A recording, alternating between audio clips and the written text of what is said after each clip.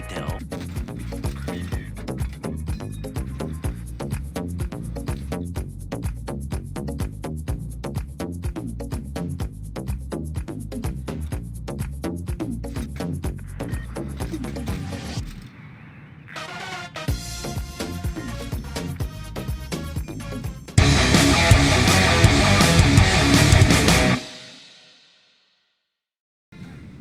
Yes, welcome back, ladies and gentlemen, tankers of Blitz Universe, to the channel.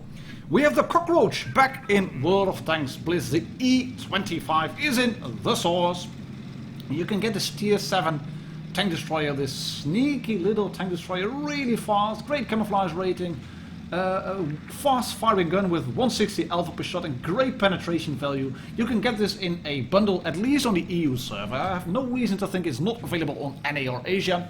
But you can get it on the EU server anyways for 13 euros, and it gives you the tank, and it then gives you this camouflage scheme as well, which was a scheme first introduced for the first birthday of World of Tanks Blitz. Never to be sold again! It is highly, highly unique! Famous last words. Don't trust Wargaming when they say never to be sold again, but yeah, it's that. And because you get the tank, and you will buy the bundle with the camouflage as well, you do get 4,500 gold if you already have the tank. And I already had the tank, and thank you very much SU100 for bumping into me. I decided to go forwards anyway and shoot this T23 E3 Nomad. Well, it isn't Nomad, it's American. It has American camouflage on it. And I have to do everything myself here, even have to kill that guy. But yeah, I decided to buy this bundle. And the bundle itself is pretty filled to the brim with bits and good stuff. Because what do you get? You get the tank, you get a garage slot, you get 9 equipment slots unlocked, you get the #1 legendary camouflage, 7 days of premium account, you get combat XP boosters, rare free XP boosters, you get crew XP boosters, you get a legendary avatar for which I don't really care, but I get it anyway, and you get 25 X5 XP certificates for the E25. And that's a bit strange, because these certificates, they give you extra XP, but they are best used, in my opinion, for grinding purposes, for grinding tax-free tanks. And this is a premium tank, it doesn't need any grinding. Yes, I can use it to train my crews, but my tank crew skills are fully trained anyway. I can use it to get a free XP, but I would rather than just get free XP boosters from the free containers you can get. So the X5 boosters, they're a bit strange. If you really want to buy those boosters, I decided to buy it anyway, just to see if it was indeed only applicable to the E25. And Wargaming do state that in the store, but it is, as said in the little letters, basically 25 certificates for the E25. You could easily just miss that when you're reading it, so I decided to buy it. I think it's still a good value for money bundle, because 4,500 gold and 7 days premium account for 13 euros is a bit of a steal. And there will be people who will state, "Martin, you're such a salesman, full sales mode." Yes, well, it's in the store. People want to know if a tank is good value for money, and well, yeah, I think this bundle is actually.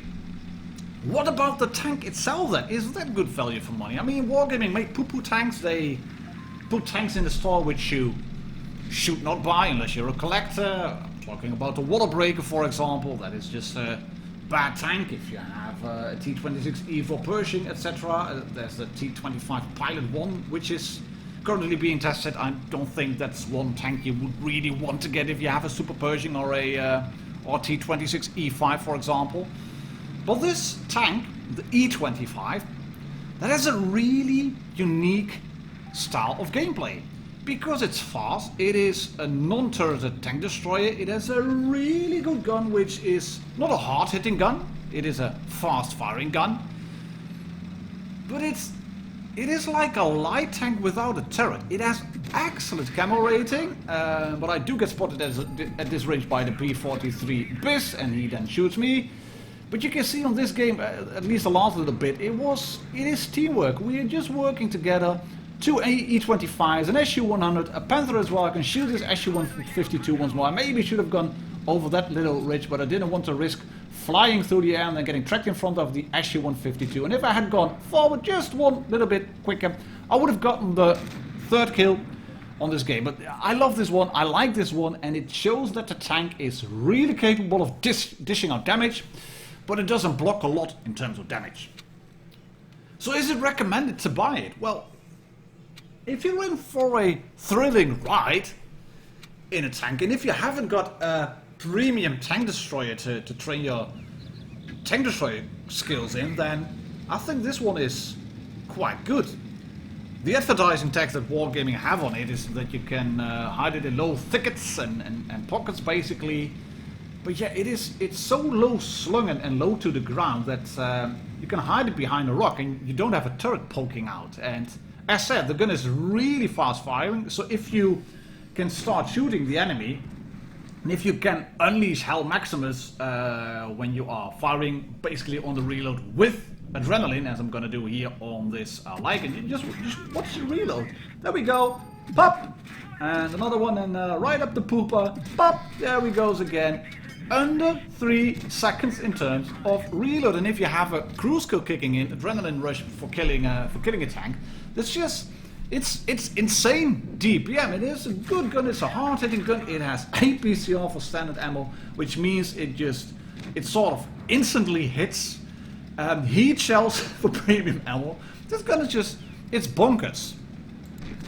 It's got a base DPM of 2,635 with APCR. And looking at 2,223 with your heat shells.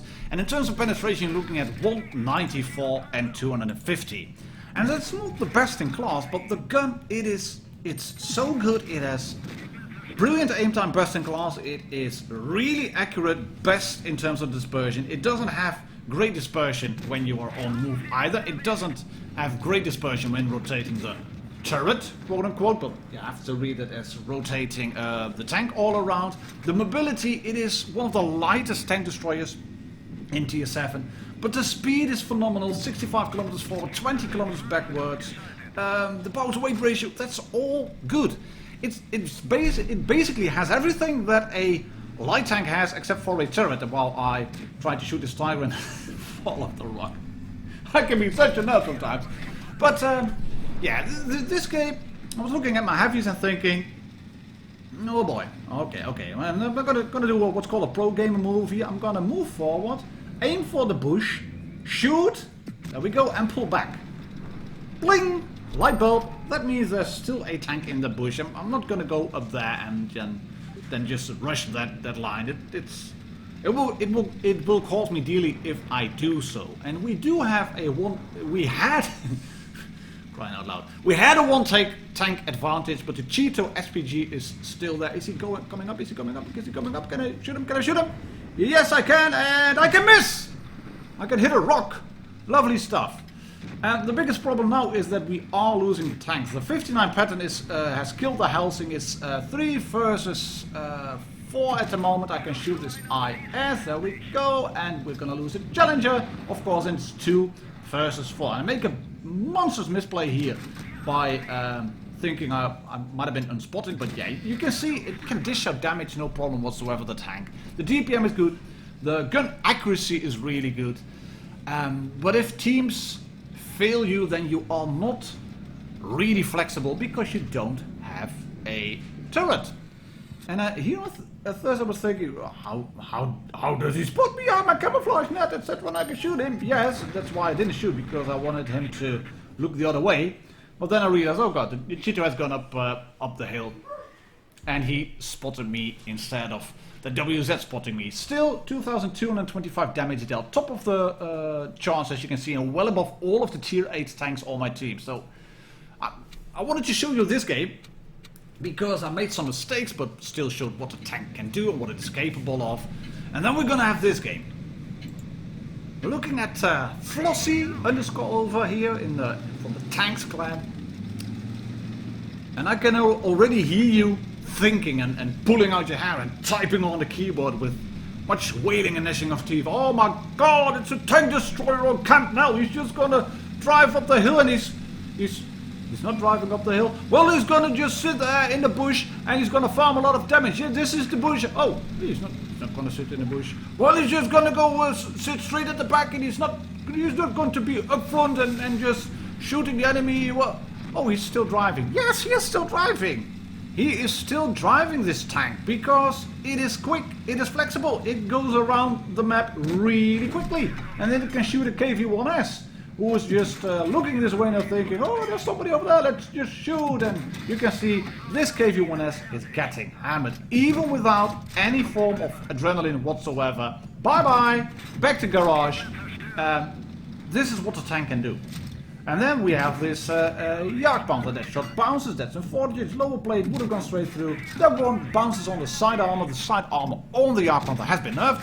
But when it's showing its full side, then it can go straight through. There we go. You like it, Betty? You like it? Yes, there we go. Right through the side, then aim for the drive wheel again. Tank is still there? Yeah, he's still there. Because we're not seeing a shell burst.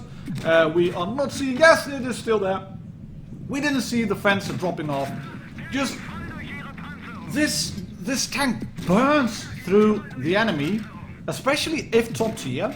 You can see that it just burns through the enemy. Get a tank in front of you and you can just keep hammering them. And it can explode as well, because the armor on it is yeah, it's there. It has got armor, but let's say it's functional. It's not. It has got armor, 50 mils on the front, 30 on the sides. If you get it held down, maximum gun depression, you will bounce the occasional shot. Maybe on the mantle, etc. But if you bottom tier, not so much. Only if they hit you on the mantle or on the upper part of the tank, then it can bounce. And I repeat, it can bounce because, yeah, 50 mils on the front, 30 on the sides, you are an HE target for SU-152s and smashes, etc. But the tank is so low slung, it's such a small target, and it can go around really quickly. Just go to a flank, fire 2-3 times, maybe 4 times, 5 times if they don't see you. Hide in a bush, wait till the camouflage net is set up, and then just wreak havoc. And this T-23E3 has been softened up a little bit, but look at this. There we go. Once, and another one. Twice, yes, thank you very much. 155, let's shoot him again. Yes, there we go. And again, and boom, bounce on the top plate, as said, top tier. Then it will work, then you will bounce, but against the big guns, not so much. 3,500 damage dealt, something like that, because there were a few blind shots in there. Just in a matter of minutes. It's a DPM machine. A little cockroach. The enemy will not like you. And they will unsubscribe the channel if you shoot them and kill them in a tiger. But E25, ladies and gentlemen, tankers are pretty diverse. Love the tank. Go get it. Waddle is in the store. Cheers. Happy tanking. Bye bye.